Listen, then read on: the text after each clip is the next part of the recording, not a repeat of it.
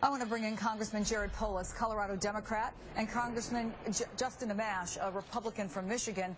They worked together on a bill to rein in the NSA program. Congressman, good morning. Thanks for being with us.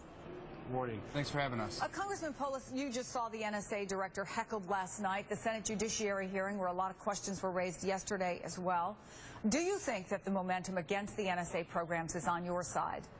Certainly what I've been hearing from constituents, an enormous public outcry about reining in our national security apparatus and making sure that we have reasonable checks and balances around access to our most personal information and honoring the spirit of our Constitution. And Congressman Amash, the vote on your amendment on this issue was so close, 205 for, 217 against, so you need to swing, what, 6 or 7 votes. Are you going to reintroduce legislation regarding the NSA, and if so, what would it do? Well, we have substantive legislation. It's called the Liberty Act. It's been introduced by Representative John Conyers, the ranking Democrat on Judiciary.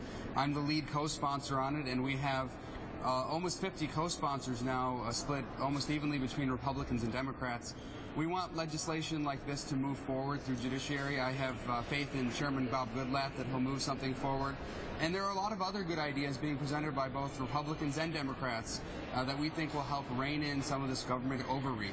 I think that one of the things maybe that has surprised me most is when you look at some of the polls is how unsurprised a lot of the American people are, especially the younger you are. You just assume that surveillance of some sort is going on. And I thought Pat Leahy made an interesting point that we don't close the border to keep the United States safer. We don't strip search people to make buildings safer. But do you think that Americans, Congressman Polis, would be more aware of things like that? Because obviously it's something they can see and feel versus these programs where, say, phone data is being collected, but it's not obviously the same thing as being physically searched or even, going through security in an airport. I think the point that Representative Amash and I are making that the American people feel is common sense is that liberty and security are not mutually exclusive.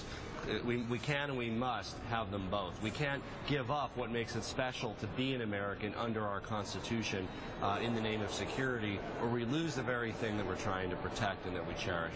And as you both know, this program has some fierce defenders in Congress, and I just want to play a little bit of sound from one of them, Senator Dianne Feinstein. I think, based on what I know, they will come after us. And I think we need to prevent an attack wherever we can from happening. Now, Congressman Amash, even she has said she's open to making changes, more public disclosure of the queries from this information, the number of warrants obtained by the FBI, and all the classified FISA court opinions be made available to every member of Congress. Is that enough? No, I think it's important that members of Congress have more access to the FISA court opinions, but we need to return the Patriot Act to what it was intended to be, and that it was intended as a device to go after those who are actually the suspects of an investigation. And we had Mr. Sensenbrenner, who was one of the chief authors of the Patriot Act, come onto the House floor and stand up and say he supported my amendment because he thought the Patriot Act was being misinterpreted and misapplied by courts and by executive branch officials. Congressman Justin Amash and Jared Polis, it's good to see you both, and so good to see actually 2 members who are on opposite sides of the aisle coming together for something. Thank you both.